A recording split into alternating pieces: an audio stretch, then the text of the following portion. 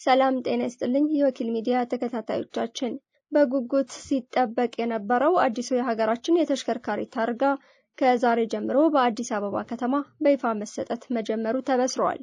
ነገር ግን ታርጋው ስራ ከመጀመሩ አስቀድሞ የወጣውና ለግል መኪናዎች እስከ 56000 ብር ዋጋ መቁረጡን የሚያሳየው ሰነድ በብዙዎች ዘንድ ከፍተኛ መነጋገሪያና ድንጋጤን ፈጥሯል። ለመሆኑ ይህ ኢቲኤች የሚል ዓለም አቀፍ ኮድና የቺፕስ ቴክኖሎጂ የያዘው አዲሱ ሰሌዳ ምን አዳዲስ ነገሮችን ይዟል? ከሁሉም በላይ ደግሞ ለየትኛው ተሽከርካሪ ምን ያክል ብር ያስፈልጋል የሚለውን ዝርዝር መረጃ አስገራሚ የዋጋ ተመኖችንና ከጀርባው ያለውን ሚስጥር በአንድ ላይ ይዘንላችሁ ቀርበናል። እስከ መጨረሻው ድረስ አብራችሁን ቆዩ። በአዲስ አበባ ከተማ አስተዳደር ከዛሬ ሰኔ 4 ቀን 2018 ጀምሮ በይፋ መሰጠት የጀመረው አዲሱ የተሽከርካሪ ሰሌዳ ወይም ታርጋ የዋጋ ተመን ይፋ ሆኗል። ከመግለጫው ቀድሞ የወጣውና የተረጋገጠው ለግል መገልገያ የነዳጅ ተሽከርካሪዎች የጥንድ ሰሌዳ ዋጋ ቫትን ጨምሮ እስከ 56000 ብር መቆረጡን የሚያሳየው ሰነድ በህዝቡና በተሽከርካሪ ባለቤቶች ዘንድ ከፍተኛ መነጋገሪያ ሆኗል።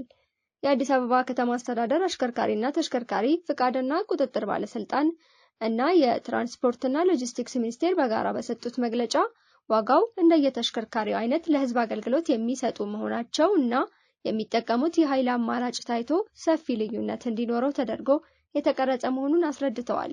በተለይም የሀገሪቱን የትራንስፖርት ኤሌክትሪፊኬሽን ፖሊሲ ለማበረታታት ሲባል ለኤሌክትሪክ ተሽከርካሪዎች የሚከፈለው የሰሌዳ ዋጋ ከነዳጅ ተሽከርካሪዎች በከፍተኛ መጠን እንዲያንስ ተደርጓል።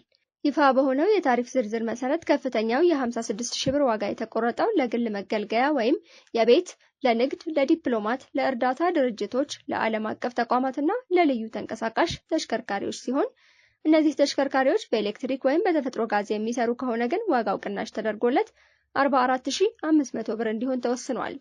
ለድንበር ተሻጋሪ የጭነት ትራንስፖርት ተሽከርካሪዎች በነዳጅ የሚሰሩ ከሆነ 28500 ብር፣ በኤሌክትሪክ እና በተፈጥሮ ጋዝ የሚሰሩ ከሆነ ደግሞ 15200 ብር የሰሌዳ መሸጫ ዋጋ ተቆርጦላቸዋል።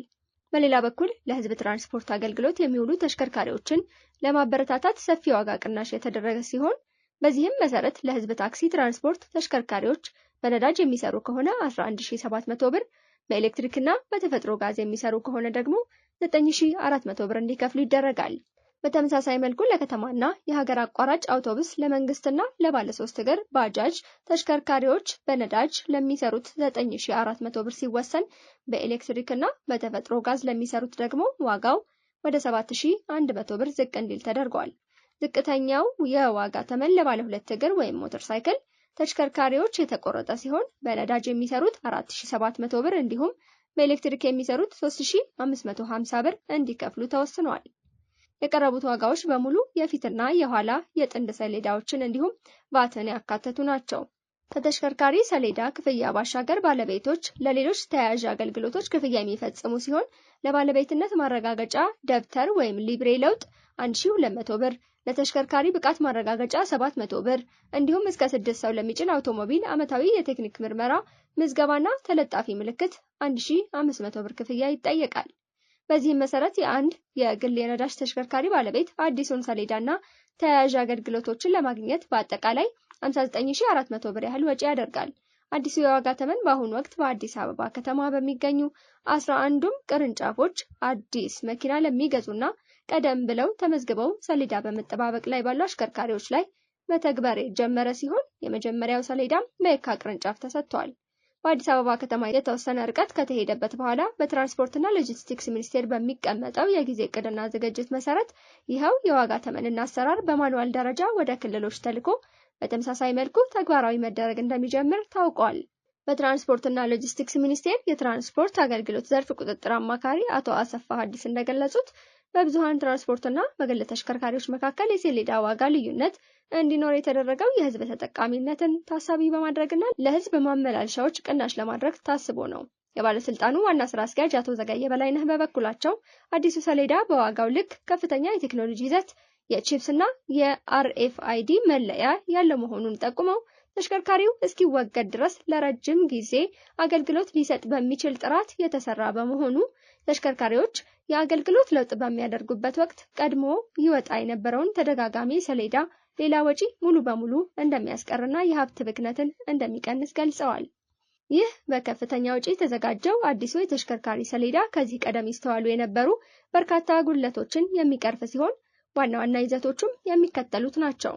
ዓለም አቀፍ የኢቲኤች ኮድ ከዚህ ቀደም የነበረው ሰሌዳ ኢቲ የሚል መለያ የነበረው ሲሆን ይህ ኮድ በቪየና ኮንቬንሽን መሰረት ለግብጽ የተሰጠ በመሆኑ አዲሱ ሰሌዳ ለኢትዮጵያ በተፈቀደው ትክክለኛ ኢቲኤች ዓለም አቀፍ መለያ ኮድ ተተክቷል። ይህም ከተራ ታርጋነት ባለፈ የራሱ ፖለቲካዊና ሀገራዊ መለያነት አንድምታ አለው። ሰሌዳው ላይ የቺፕስ ቴክኖሎጂ የሚገጠም ሲሆን በተሽከርካሪው የፊት መስታወት ላይ ደግሞ የአርኤፍአይዲ መለያ ይደረግበታል።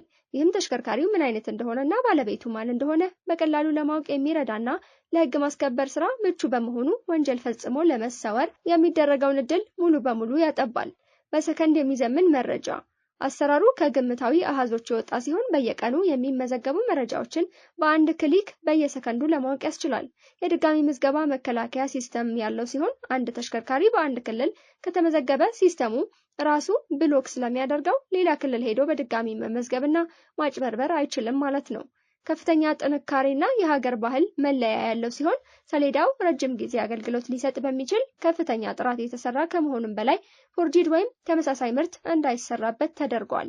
በተጨማሪም የሀገሪቱን ታሪክና አንድነት የሚሰብኩ ይዘቶችን በውስጡ አካቷል ተብሏል።